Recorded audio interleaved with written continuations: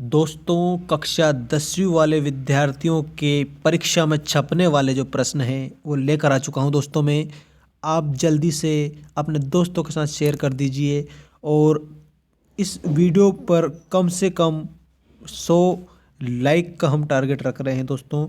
और ये आप लोगों को 32 मार्क्स दिलाकर जाएगा। मोस्ट इम्पोर्टेंट वीडियो आ चुका है दोस्तों आपके लिए। क्लास 10th सब्जेक्ट है आपका हिंदी और 32 अंक के आपके प्रश्न पूरे उत्तर सहित इस प्रकार हैं।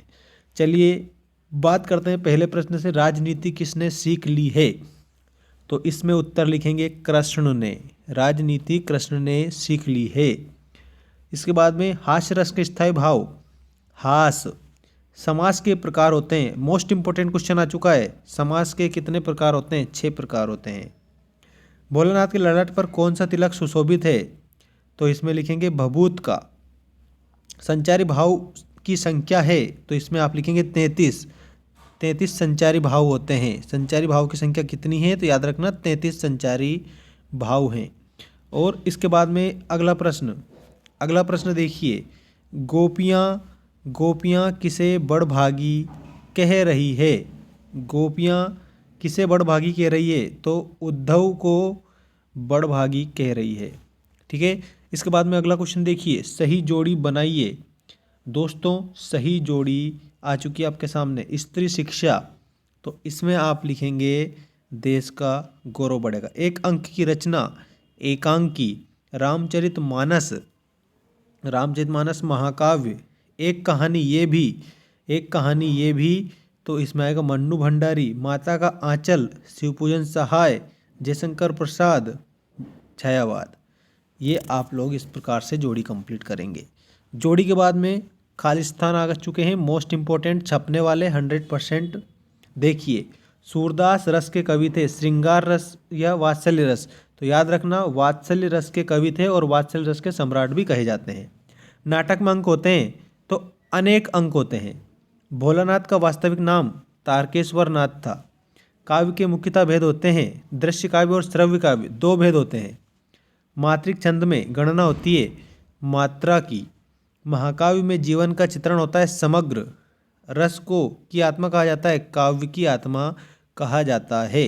जल्दी से चैनल को सब्सक्राइब कर लीजिए ताकि आपको अपडेट और भी प्राप्त होती रहे।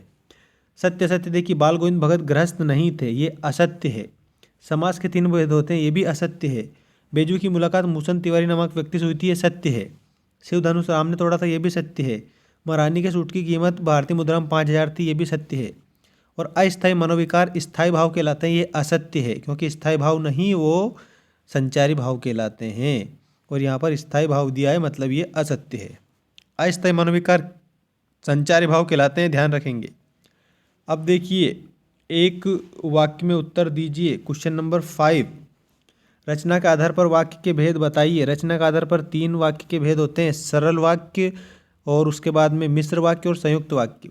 विभत्स रस का स्थायी भाव बताइए। घृणा। विभत्स का घृणा स्थायी भाव है। रिपोर्ताज किस भाषा का शब्द है? तो ये है फ्रांसीसी भाषा का शब्द। फ्रांसीसी भाषा का शब्द है। नेताजी सुभाष चंद्र बोस की प्रतिमा कहाँ पर लगी थी? तो कस्बे के चौराहे पर। कस्बे के चौराहे पर, ठीक है, कस्बे के चौराहे पर। इसके बाद में नई दिल्ली में क्या नहीं था? तो ये आप लिखेंगे नाक।